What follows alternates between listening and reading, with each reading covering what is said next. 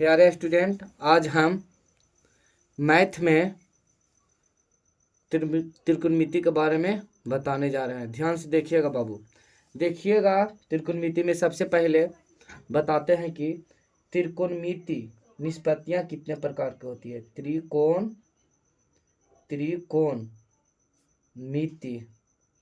त्रिकोणमिति निष्पत्तियां मुख्यतः 6 प्रकार के होते हैं। कितने प्रकार के बाबू? 6 प्रकार के, यानी 6 प्रकार के। हो गया ना बाबू। अब हम चलते हैं, देखिएगा ध्यान से। तो 6 प्रकार के होते हैं, उसको नाम हम लिखेंगे ना बाबू, ध्यान से देखिएगा। तो नाम लिखो। तब पहला में कौन सी होगा? Sine theta. पहला में कौन थीटा? Sine theta. दूसरा में कॉस थीटा। तीसरा में टैन थीटा।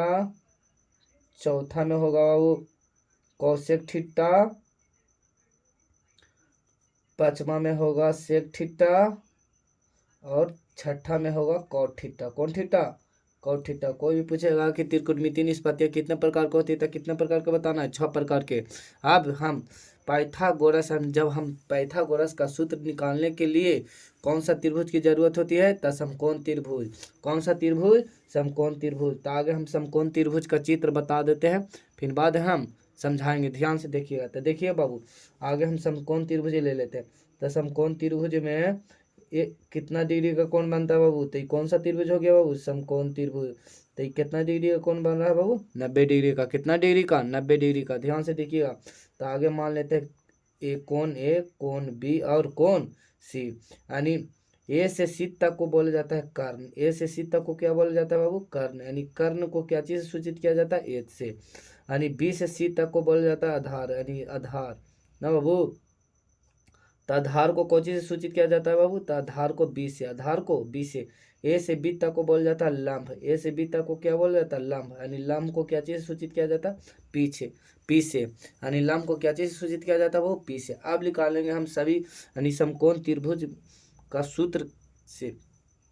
अब हम समकोण त्रिभुज के सूत्र लिखते हैं। यानी समकोण त्रिभुज में समकोण त्रिभुज के द्वारा समकोण त्रिभुज यानी समकोण त्रिभुज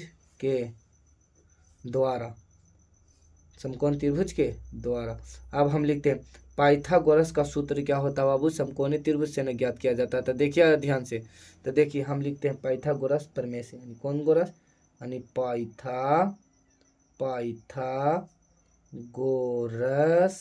पाइथागोरस प्रमेय से ना बाबू। तो एक चीज आप लोग ध्यान दीजिएगा एकदम बारीकी से। एक चीज क्या चीज पर ध्यान देना है? बारीकी से ध्यान दो। देखिए एक चीज ध्यान दीजिएगा। तो देखिए आगे हम बता देते हैं।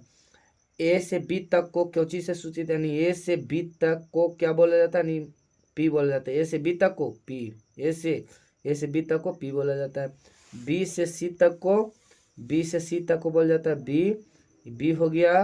और ए से सी तक को क्या बोला जाता है बाबू? एच होता है, एच बोला जाता है। अब ये आप लोग बारीकी से समझ चुके होंगे। अब आगे बताते हैं, देखिएगा बाबू ध्यान से देखिए।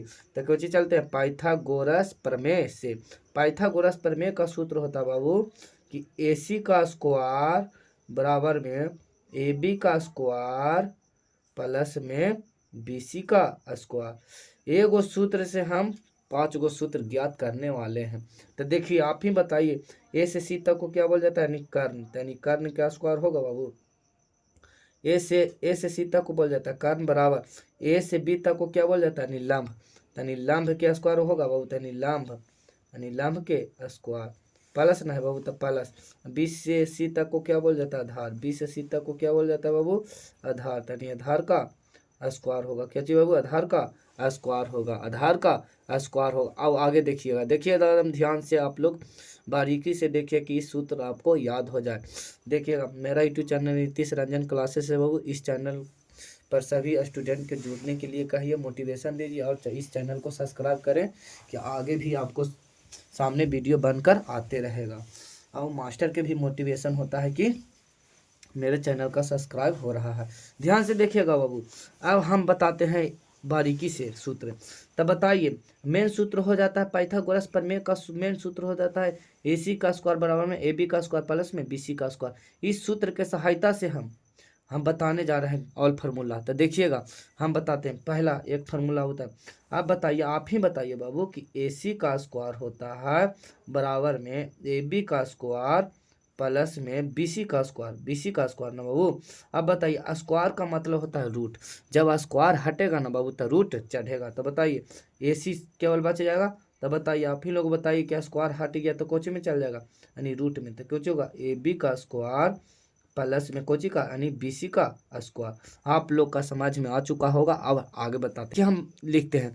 अब बताते हैं कि फिर सूत्र, मेन सूत्र लिखते हैं, यानी AC का स्क्वायर बराबर में AB का स्क्वायर प्लस में कोची BC का स्क्वायर।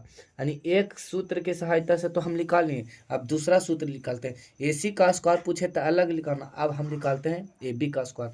तो AB का स्क्वायर निकालिए, कोची का स्क्वायर यानी AB का स्क्वायर। तो AB का स्क्वायर बोले तो माइनस में होगा, यानी AC का स्क्वायर माइनस में BC का स्क्वायर। तो बताइए, आप ही लोग बताइए कि BC कोची में प्लस में, तो उस साइड कोची में आएगा माइनस में, नहीं तो AC का स्क्वायर माइनस में कोची का यानी BC का स्क्वायर। बताइए, स्क्वायर ना है बाबू तो कोची में चढ़ेगा, जब स्क्वायर हटेगा तो कोची में चढ़ेगा बाबू, रूट में, यानी रूट दे देता है। तो बताइए, आप ही लोग बताइए कि AB का स्क्वायर माइनस में कोची का स्क्वायर यानी BC का स्क्वायर। ये तो हो गया बाबू। अभी ये हो गया, तो एक सूत्र और इसी पर बता देते हैं। A से B तक को क्या चीज से सूचित किया जाता है, यानी P से। आप ही लोग बताइए कि A से B तक को, यानी C है C। तो बताइए कि A से B तक को P से सूचित किया जाता है। A से C तक को H से, यानी H का स्क्वायर होगा माइनस में। B से C तक को क्या चीज से सूचित किया, यानी B से, यानी B का स्क्वायर होगा। ई वाला सूत्र चाहे बताओ, चाहे AB बराबर बताओ रूट में AC का स्क्वायर माइनस में BC का स्क्वायर। आप लोग समझ चुके होंगे। अब अगला बताते हैं।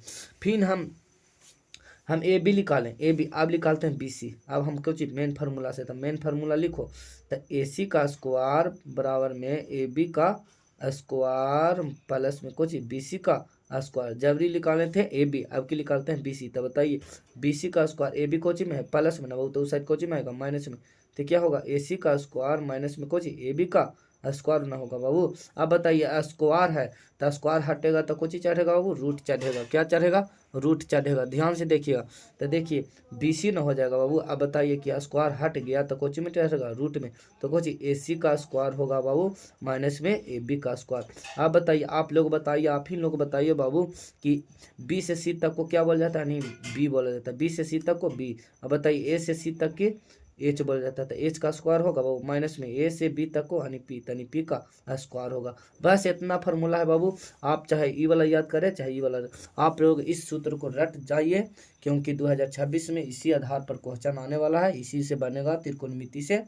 आप लोग समझ चुके होंगे। अब अगला वीडियो में फिर मिलेंगे।